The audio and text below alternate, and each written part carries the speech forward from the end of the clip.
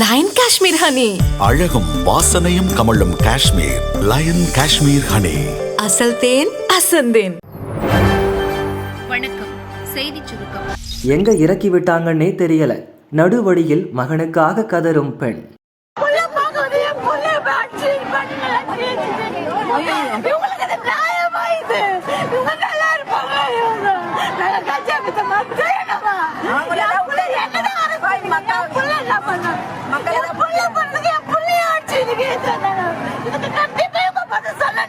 சென்னை மாநகராட்சி தூய்மை பணியாளர்கள் ரிபன் மாளிகை முன்பு கடந்த 13 நாட்களாக போராட்டம் நடத்தி வந்தனர். இன்று நள்ளிரவில் அவர்களை கைது செய்த போலீசார் குண்டுகட்டாக தூக்கி சென்று பஸ்ஸில் ஏற்றினர். தென் சென்னையின் பல்வேறு பகுதிகளுக்கு அழைத்து சென்றனர். கைது செய்யப்பட்ட போராட்டக்காரர்கள் கீழ்கட்டளை, நந்தம்பாக்கம், ஆதம்பாக்கம், சைதாப்பேட்டை, வேளச்சேரி, மடுவாங்கரை, பரங்கிமலை என பல்வேறு பகுதிகளில் உள்ள திருமண மண்டபங்கள், சமுதாய கூடங்களில் அடைக்கப்பட்டனர். ஒரு சிலர் போகும் வழியிலேயே இறக்கிவிடப்பட்டுள்ளனர். கைதானவர்களின் செல்போனும் பறிக்கப்பட்டுள்ளது. இதில் உச்சகட்டமாக போராட்டத்தில் ஈடுபட்டு வந்த தனது தாயை பார்க்க வந்த இளைஞர் கொடூரமாக தாக்கப்பட்டார்.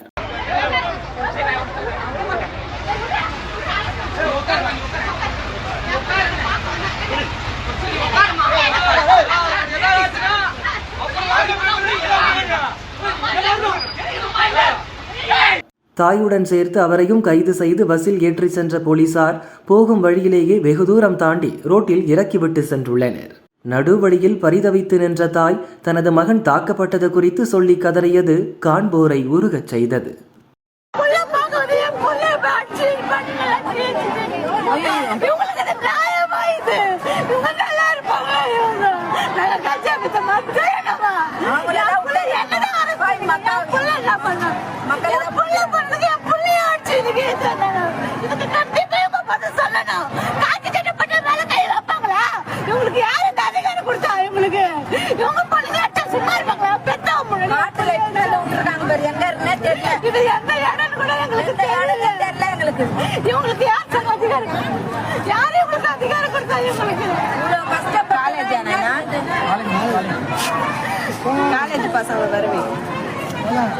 பிரிவினை கொடுமை நினைவு தினம் பிரதமர் மோடி விடுத்த வேண்டுகோள்.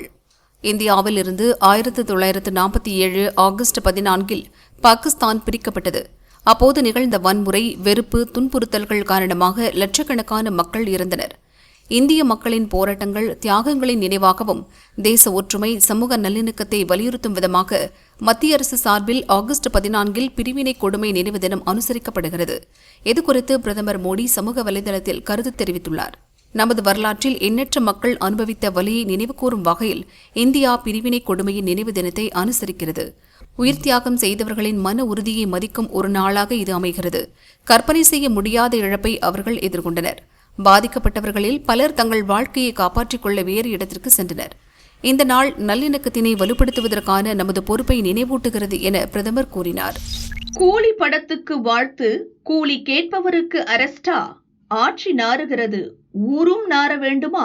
நள்ளிரவில் கூலி படம் பார்த்து வாழ்த்து தெரிவிக்கும் முதல்வருக்கு நள்ளிரவு என்று பார்க்காமல் தூய்மையை நிலைநாட்டும் தூய்மை பணியாளர்களை பார்த்து பேச நேரமில்லையா என பாஜக மாநில பொருளாளர் SR சேகர் கேட்டுள்ளார்.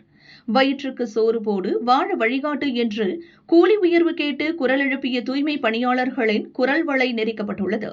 பத்திரிகையாளர்கள் கண்ணில் பட்டுவிடக் கூடாது என்பதற்காக இரவோடு இரவாக அரசு சமூக கூடங்களில் ஆடு மாடுகள் போல அடைக்கப்பட்டு இருக்கிறார்கள். 2 பேர் உயிருக்கு போராடி ஆஸ்பத்திரியில் சேர்க்கப்பட்டிருக்கிறார்கள். உறவினர்கள் கூட உணவு கொடுக்க வராதபடி போர்க்காலம் போல அத்தனை தெருக்களும் சீல் வைக்கப்பட்டு இருக்கிறது. இது சமூக நீதி ஆட்சியாம்? ஜனநாயகத்தை காக்கும் ஆட்சியாம்? கைத்தடிகள் சேகர் பாபுவும் மா சுப்பிரமணியமும் பம்பரமாக சுழன்று இரவு பகலாக தூய்மை பணியாளர்களை கைது செய்வதில் மும்முரம் காட்டிக் கொண்டிருக்கிறார்கள். ஆட்சி நாறுகிறது, ஊரும் நார வேண்டுமா? தூய்மை பணியாளர்களின் கோரிக்கைகளை உடனே நிறைவேற்றுங்கள் அல்லது கோட்டையை காலி செய்யுங்கள் என்றும் SR சேகர் கடுமையாக சாடியுள்ளார். 3 நாட்களாக சல்லடை போட்ட வருமான வரி அதிகாரிகள், கட்டுக்கட்டாக சிக்கிய ஆவணங்கள். சிவகாசியில் இருந்து ஆண்டுதோறும் சுமார் 6000 கோடி ரூபாய்க்கு மேலான பட்டாசுகள் லாரி டிரான்ஸ்போர்ட் நிறுவனங்கள் மூலம் நாடு முழுவதும் அனுப்பப்பட்டு விற்பனையாகிறது. இதில் லட்சக்கணக்கான ரூபாய்க்கு வரி ஏய்ப்பு தொடர்ந்து நடப்பதாக வருமான வரி அதிகாரிகளுக்கு புகார்கள் வந்த வண்ணம் இருந்தது. அதன் அடிப்படையில் பிரபல பட்டாசு தொழிற்சாலைகள் தொடர்புடைய இடங்களில் கடந்த 11ஆம் தேதி வருமான வரித்துறையினர் திடீர் சோதனையில் இறங்கினர்.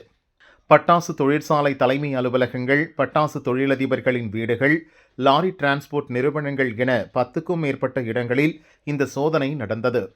20க்கும் மேற்பட்ட வாகனங்களில் வந்த நூற்றுக்கணக்கான வருமான வரி உயர் அதிகாரிகளும் அலுவலர்களும் சிவகாசியில் முகாமிட்டனர். இரவு பகல் பார்க்காமல் விடிய விடிய அலுவலகங்களின் பல்வேறு பகுதிகள், வீடுகளின் தோட்டங்கள், வாகனங்கள் உள்ளிட்ட பல்வேறு இடங்களிலும் அதிரடி சோதனை நடத்தினர். 3 நாட்களாக நடந்த வருமான வரி அதிகாரிகளின் சோதனை இன்று அதிகாலையில் முடிந்தது. இந்த சோதனையில் வரி ஏய்ப்பு சம்பந்தமான ஆவணங்களுடன் கட்டுக்கட்டாக பல்வேறு முக்கிய ஆவணங்கள் சிக்கியுள்ளதாகவும், லாரி டிரான்ஸ்போர்ட் நிறுவனங்களில் ஏராளமான போலி பில்களுடன் கணக்கில் வராத பணமும் பறிமுதல் செய்யப்பட்டுள்ளதாக தெரிகிறது. மனசாட்சி உள்ள எவராலும் இதை தாங்க முடியாது. நள்ளிரவில் கட்டவிழ்த்து விடப்பட்ட வன்முறை. தங்கள் உரிமைகளுக்காக அறவழியில் போராடிய தூய்மை பணியாளர்களை அராஜக போக்குடன் மனிதாபிமானமற்ற முறையில் இரவோடு இரவாக கைது செய்த பாசிச திமுக அரசுக்கு தமிழக வெற்றிக் கழக தலைவர் விஜய் கடும் கண்டனம் தெரிவித்துள்ளார். குண்டுக்கட்டாக இழுத்துச் சென்று கைது செய்தபோது பெண் தூய்மை பணியாளர்கள் மயக்கமடைந்ததோடு சிலர் படுகாயமடைந்ததாகவும் செய்திகள் வந்துள்ளன.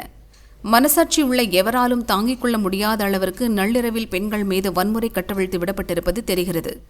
காயமடைந்தவர்களுக்கு தேவையான சிகிச்சையை உடனடியாக வழங்கி அவர்களின் உடல் நலனை காக்க தேவையான நடவடிக்கைகளை விரைந்து எடுக்க வேண்டும். கைதான தூய்மை பணியாளர்கள் தங்கள் குடும்பத்தினரோடு கூட தொடர்பு கொள்ள முடியாமல் எந்த உதவியும் கிடைக்காத வகையில் வெவ்வேறு இடங்களில் அடைத்து வைக்கப்பட்டுள்ளனர். குடும்பத்தினரோடு கூட தொடர்பு கொள்ள முடியாத அளவிற்கு அடைத்து வைக்க அவர்கள் என்ன தேச விரோதிகளா? ஆளும் அரசுக்கு மனசாட்சி சிறிதளவேனும் இருக்கிறதா? இந்த கொடூர நடவடிக்கையை பார்த்தால் தமிழகத்தில் நடப்பது மக்களாட்சி அல்ல, கொடுங்கோல் ஆட்சிதான் என்பது தெள்ளத் தெளிவாகிறது. எதிர்க்கட்சியாக இருந்தபோது கொடுத்த வாக்குறுதியைத்தான் நிறைவேற்றச் சொல்லி தூய்மை பணியாளர்கள் போராடுகின்றனர். அதை ஏன் இன்னும் நீங்கள் நிறைவேற்றவில்லை? கொடுத்த வாக்குறுதியை நிறைவேற்ற முடியாது என்றால் ஏன் வாக்குறுதிகளை கொடுக்கிறீர்கள்? அராஜக போக்குடன் கைது செய்யப்பட்ட தூய்மை பணியாளர்கள் உடனடியாக விடுவிக்கப்பட வேண்டும். அவர்கள் தங்களின் கோரிக்கைகளை முன்னிறுத்தி போராட மாற்று இடம் வழங்கப்பட வேண்டும் என்றும் விஜய் வலியுறுத்தியுள்ளார். சச்சின் மகனுக்கு ரகசிய நிச்சயதார்த்தம். இந்திய கிரிக்கெட் ஜாம்பவான் சச்சின் டெண்டுல்கரின் மகன் அர்ஜுனுக்கும் மும்பை தொழிலதிபர் குடும்பத்தைச் சேர்ந்த சானியா சந்தோக் என்பவருக்கும் இரு குடும்பத்தார்கள் முன்னிலையில் ரகசிய நிச்சயதார்த்தம் நடந்தது. 25 வயதாகும் அர்ஜுன் டெண்டுல்கர் தற்போது கிரிக்கெட்டில் கவனம் செலுத்தி வருகிறார். பிரீமியர் கிரிக்கெட் தொடரில் மும்பை அணியில் ஒரு சில போட்டிகளில் விளையாடியிருக்கிறார். இடது கை வேகப்பந்து வீச்சாளரான அர்ஜுன் இதுவரை சர்வதேச போட்டிக்கான இந்திய அணிக்கு தேர்வானதில்லை. இவருக்கு நிச்சயம் செய்யப்பட்டுள்ள சானியா சந்தோக் ஹோட்டல், உணவு, ஐஸ்கிரீம் போன்ற துறைகளில் வணிகம் செய்து வரும் ஒரு குடும்பத்தைச் சேர்ந்தவர். இவரது தாத்தா ரவிகாய் மும்பையின் பெரிய தொழிலதிபர்களில் ஒருவர். ரகசியமாக நடந்த இவர்களது நிச்சயதார்த்தத்தில் இரு குடும்பத்தினர் மட்டுமே கலந்து கொண்டனர். சச்சின் குடும்பத்தினர் இது குறித்த தகவலை இதுவரை பகிரவில்லை. இண்டிகோ விமானத்தில் ரகளை செய்த வாலிபர்கள், பெண் பயணி புகார். கோவையிலிருந்து கடந்த 12ஆம் தேதி 140 பயணிகளுடன் இண்டிகோ விமானம் சென்னை வந்தது. விமானம் நடுவானில் பறந்து கொண்டு இருந்தபோது 35 வயது பெண் தொழிலதிபரின் இருக்கைக்கு பின்னால் அமர்ந்திருந்த 3 வாலிபர்கள் கூச்சல் போட்டபடி வந்துள்ளனர். அவர்களை அந்த பெண் தொழிலதிபர் கண்டித்துள்ளார். இதனால் கடுப்பான அந்த வாலிபர்கள் அவரை ஆபாசமான வார்த்தைகளால் திட்டி ரகளை செய்துள்ளனர். விமானம் தரை இறங்கியதும் இது தொடர்பாக அந்த பெண் தொழிலதிபர் சென்னை ஏர்போர்ட் போலீசில் புகார் அளித்தார். சென்னையில் தரை இறங்கிய பிறகும் அவர்கள் தன்னை துன்புறுத்தியதாக தெரிவித்துள்ளார். புகாரின் அடிப்படையில் அந்த ஆண் பயணிகளிடம் விசாரணை நடத்தியதாக போலீஸ் தரப்பில் கூறப்பட்டுள்ளது. தேவைப்பட்டால் மேலும் விசாரணைக்காக வழக்கை பதிவு செய்வோம் என்றும் கூறியுள்ளனர். பாதிக்கப்பட்ட பயணியின் பிரச்சனையை சரி செய்ய நாங்கள் தொடர்பில் இருப்பதாக இண்டிகோ விமான நிறுவனம் கூறியுள்ளது. கண்கொள்ளா காட்சி தந்த முருகா, திருச்செந்தூரில் ஆவணி திருவிழா.